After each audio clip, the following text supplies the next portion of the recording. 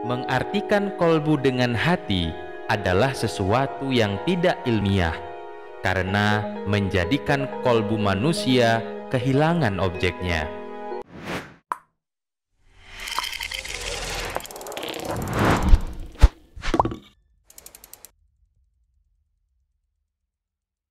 Jika ditanyakan, di mana letak kolbu itu? Maka ada yang menunjuk ke dada tengah, jantung, dan liver. Padahal, ketiga organ yang ditunjuk tersebut tidak satu pun yang mempunyai fungsi untuk berpikir, memahami sesuatu, menganalisa, ataupun lainnya. Fakta kebenarannya adalah satu-satunya organ tubuh manusia yang terkait dengan fungsi itu adalah otak, bukan hati. Kolbu berasal dari kata kolaba yang berarti membalik, karena sifatnya yang seringkali berbolak-balik dan berubah-ubah. Tidak ada jaminan kolbu itu akan selalu tetap dan konsisten. Itulah sebabnya sering dijumpai manusia yang inkonsisten.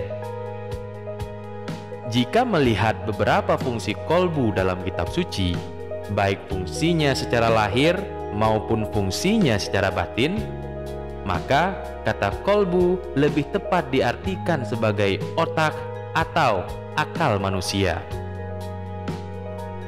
Dan sesungguhnya kami jadikan untuk isi neraka jahanam kebanyakan dari jin dan manusia. Mereka mempunyai kolbu atau otak, tetapi tidak dipergunakannya untuk memahami ayat-ayat Tuhan. Dan mereka mempunyai mata, tetapi tidak dipergunakannya untuk melihat tanda-tanda kekuasaan Tuhan. Dan mereka mempunyai telinga, tetapi tidak dipergunakannya untuk mendengar ayat-ayat Tuhan. Mereka itu sebagai binatang ternak. Bahkan mereka lebih sesat lagi. Mereka itulah orang-orang yang lalai. Dari kutipan kitab suci Quran surat Al-A'raf ayat 179, ada dua hal mendasar yang perlu dicatat terkait dengan fungsi kolbu. Pertama, menegaskan tentang tiga organ penting yang dimiliki manusia berikut fungsinya.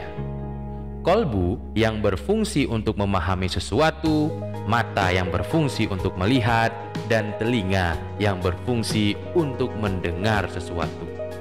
Yang dalam konteks ayat ini adalah mendengar, melihat, dan memahami ayat-ayat Tuhan baik secara tersirat maupun tersurat. Tentu saja, satu-satunya organ tubuh manusia yang memiliki fungsi untuk memahami, menganalisis, atau memikirkan sesuatu adalah otak, bukan jantung atau liver. Otak manusia akan dapat berfungsi maksimal manakala mendapat input dari telinga dan mata.